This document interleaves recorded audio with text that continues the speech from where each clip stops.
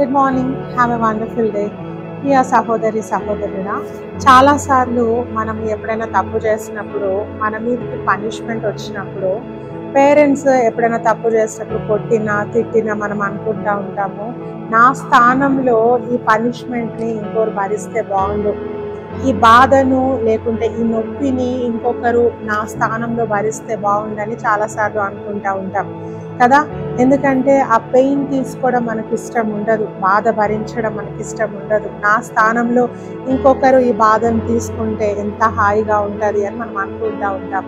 Exactly cross పైన, సిలువ పైన ప్రభు అయిన యేసుక్రీస్తు చేసిన త్యాగము అదే.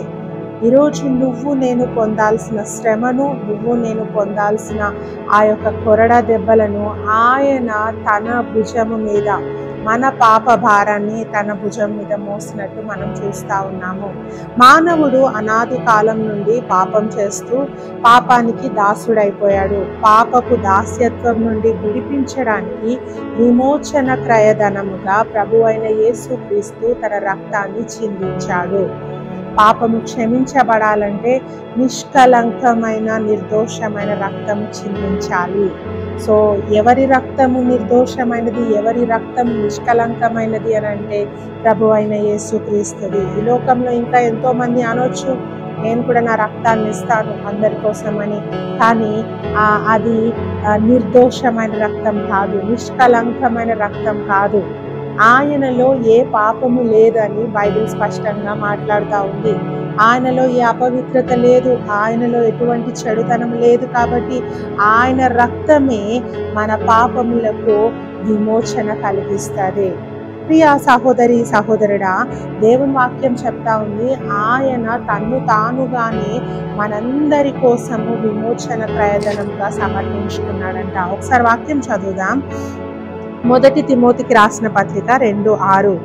ఈయన అందరి కొరకు విమోచన క్రయధనముగా తన్ను తానే సమర్పించుకొనెను. హల్లెలూయా. ఎవరు తన్ను తాను సమర్పించుకున్నారంటే ప్రభు అయిన యేసుక్రీస్తు. ఆయన తన్ను తానే సమర్పించుకున్నాడు, తన్ను తానే ఆ శిక్షకు ఆయన అప్పగించుకున్నాడు. ఎవ్వరూ ఆయనను ఫోర్స్ చేయలేదు దానికి. సో ఎందుకు ఆయన అప్పగించుకున్నాడంటే మనందరము కూడా పాపపు దాస్యత్వం నుండి విడిపింపబడాలి, మనమందరం కూడా పాపపు కట్ల నుండి విడిపింపబడాలి అని, మనము నిత్య జీవంను పొందుకోవాలని, నిత్యము దేవునితో మనం ఉండాలని ఆయన ఆ యొక్క ప్రాణత్యాగం చేసినట్టు మనం చూస్తూ ఉన్నాము. సో వాక్యం చెప్తా ఉంది, ఆయన మన కోసము తన్ను తాను సమర్పించుకునేది. ఈరోజు ప్రశ్న ఏంటంటే, ఆయన నీ కోసము నా కోసము తన్ను తానే సమర్పించుకున్నప్పుడు ఈరోజు ప్రభు అయిన యేసుక్రీస్తు కోసము నువ్వేం సమర్పించుకుంటా ఉన్నావు? నువ్వు నేను ఏం చేస్తా ఉన్నాం ఆయన గురించి? ఆయన తన లైఫ్నే ఇచ్చేశాడు మన గురించి, తన రక్తాన్ని ధారపోసాడు, తన ప్రాణాన్ని మన కోసం పెట్టేశాడు. ఆయన కోసం మనం ఏం పెడతా ఉన్నాము, మనం ఏమి ఇస్తా ఉన్నాము ఒకసారి ఆలోచన చేయాలా. ఏమిచ్చినా కూడా ఆయన రుణం మనం తీర్చుకోలేము కదా. సో దేవుని కోసము ఒక మంచి జీవితాన్ని లోకంలో గడుపుదాం. ఆయనకు మాదిరిగా, ఆయనకు ఎగ్జాంపుల్గా మనం ఈ లోకంలో ఉందాం. మనల్ని చూసిన వారు, మనతో మాట్లాడిన వారు, మనతో టైం స్పెండ్ చేసిన వాళ్ళు, నేను యేసు ప్రభు ప్రేమను మీలో చూశానని మన గురించి సాక్ష్యం ఇవ్వాలి. ఆ విధంగా మనం ఉండాలని దేవుడు కోరుకుంటా ఉన్నాడు. ఆయన పోలికలో మనల్ని చెక్కుకున్నాడు, ప్రవర్తనలో కూడా ఆయన పోలికలు ఉండాలని దేవుడు కోరుకుంటా ఉన్నాడు.